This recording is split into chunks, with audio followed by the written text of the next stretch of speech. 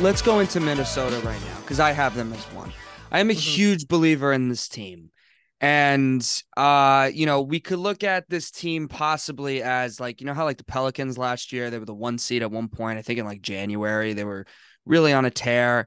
And then, Zion goes down and they kind of fall off a cliff, right? So there's a potential that maybe Minnesota still has a lot to prove, and I still think they do have a lot to prove.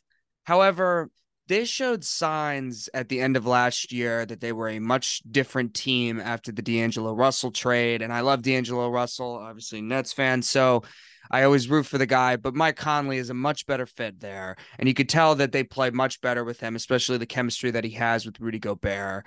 And I just like their whole team in general, and I think Ant has the potential to be a top 10 player in the league. I think he has that in him. And I think that's basically the number one thing you need if you're going to compete for a championship. You need a guy who can be at his best, a top 10 player in the league and possibly the best player on the floor, along with surrounding pieces and a good coach. And I believe that's what they have. Yeah, I think for several years, they had Karl Anthony Towns being their best player, and it just something wasn't really working. Now that they have Anthony Edwards and he's kind of becoming this superstar on his way for sure, he's definitely shown signs this season that they're now in the conversation for actually being a legitimate team. I know Chris Broussard, on Fox Sports, he used to call them a silly team because he just didn't, believe. And a part of me like looks at them as that still, but I mean, they have the best defense in the NBA. Gobert so far has been the clear defensive player of the year front runner. Everyone's really thriving in their role. Cat, I think, has done really good, as a second star. I think he was burdened a little bit to be that number one because that's what we expected when he came out of Kentucky and that team that, they went like 38-0, lost in the Final Four. We kind of expected him to be something more, but this is who he is. He's a finesse player. He can shoot the ball really well, but he's not someone that you can always go to in those big pressure situations.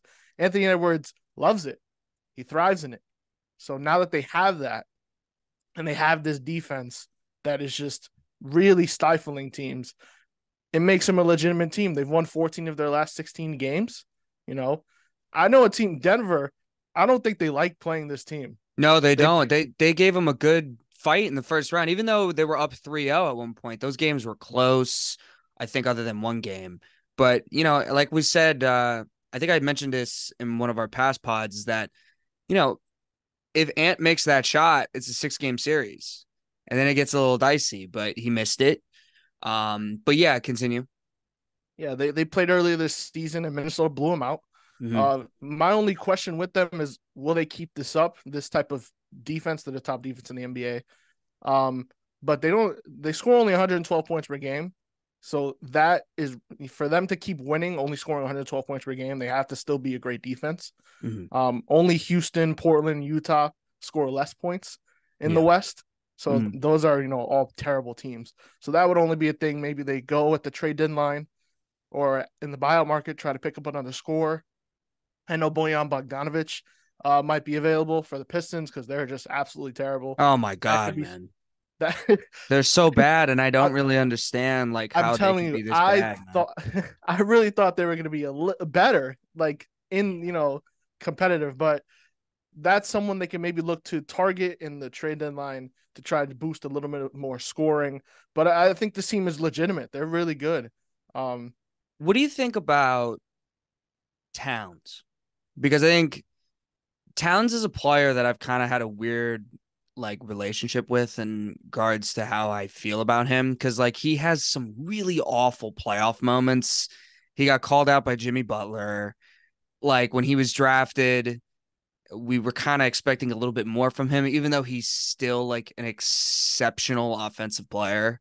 I think the fit with Gobert this year has been obviously much better.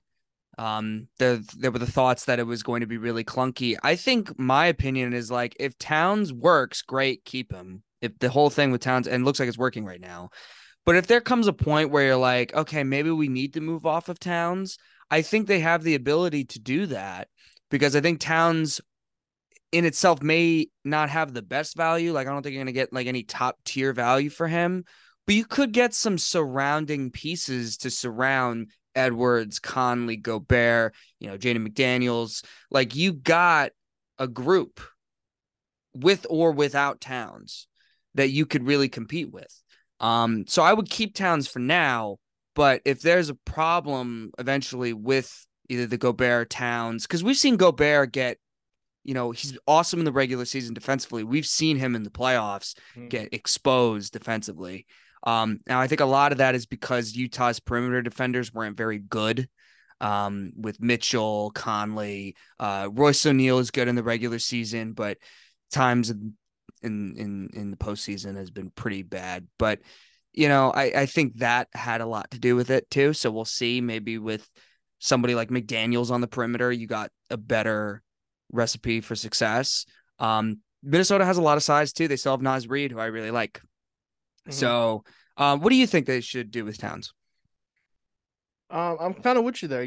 It's coming into the season, there was, talks that they would probably try to move him if it didn't work out. But for right now, I mean, he's doing well.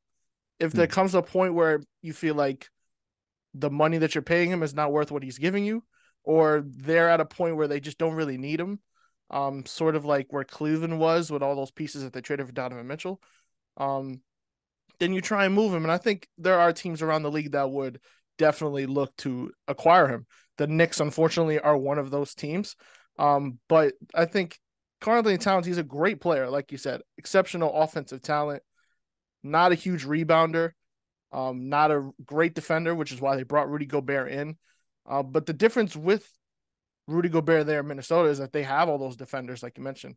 Anthony Edwards competes defensively. Jaden McDaniels is a very great defender. Mike Conley, even for his age, still really competes defensively. So it works with Rudy Gobert now in that whole dynamic. Where in Utah, they didn't have any great defenders on the perimeter, so he had to make up for everything, which is why it got so easy for their opponents to kind of scheme him out. We'll see this season if that's still a problem. If that's still a problem, then you got to find a way to, circumvent that. But for now, they're winning at this clip. I mean, with Cat playing, they played the other night without Anthony Edwards, and he balled out. That's a good thing always. If Anthony Edwards, or for any reason, someone misses a game, you have someone that is used to being a number one option, can fill in that role, even if he's not, someone you want to trust in that role in the playoffs and try to win. I think Towns kind of fits in this weird position as an NBA player where I think he's used best as a luxury for a team, similar to like kind of how Kyrie can explode, right? Like we've seen Kyrie at his best. Now Dallas is obviously showing some success this year, but we've seen him at his best with teams like Cleveland, or there was that short stint with the Big Three in Brooklyn where he's kind of used as this guy that can explode every once in a while. But you don't rely on him completely. So the Timberwolves are relying defensively on Rudy Gobert in the paint, Jaden McDaniels on the perimeter, Anthony Edwards is the best player, right? Mike Conley is the main ball handler. And Towns is like, hey, I'm really good. So like you can get me around in certain spots and I will go crazy for you. And that is kind of like what can put Minnesota over the top. So he kind of fits that. And Kyrie plays very similar in that way. So I think he's kind of in that space. But if you're someone like the Knicks, who would, if you were trading for him, you would be heavily relying on him. I don't think that makes your team that much better, especially when you're having the year Mitchell Robinson has, unless you're maybe pairing him with Mitchell Robinson and it's like a Randall Towns swap. But I don't even know why Minnesota would do that. So, we've talked a lot about Minnesota, but I think before we go on that, I think they could be an example of maybe NBA media, NBA fans kind of reacting too soon on something. Like when the Rudy Gobert trade happened, we immediately said like, that is one of the worst trades in NBA history. They gave up so much. Gobert is kind of like slipping, we thought. And I think it was important and it was strange to me because Tim Connolly helped build a lot of what happened in Denver. Like that's a lot of his work, Jokic, Murray, like helping build that team together and build them up. So I don't think he's an idiot or anything. And you could see the vision, right? It's like, okay, Ant's our guy. We're gonna have defense in the paint. Towns, we just can't win with him at center with his defense. So I think we'll go for Gobert, and then we'll figure out the town stuff later and see what happens. You could see the vision with it at least. And knowing how much size they have, a lot of good teams in the NBA today have really good size. So I think that's something that we kind of judge too harshly. I don't know about you. Well, anytime you see a player that's not, supremely talented offensively go for Yeah. 5 first-round picks, you Yeah. know, I'm still not really defending the trade, but yeah, I yeah, think yeah, like I get you. the difference between saying like, oh, not a great trade, but also like they can still be good is different. Like they probably could have done that for 3, but you're dealing Yeah, with Danny Ainge. And, especially when you look at now, stars like aren't getting traded as highly as they yeah. were. That kind of like ruined the market. At that point, we're Yeah. like I five mean, first round picks. that's probably the reason why KD stayed in Brooklyn for a few months because the Nets were like, hey, we want that Gobert trade and honestly helped the Nets, honestly, because the Nets got a ton of first round picks for him too. So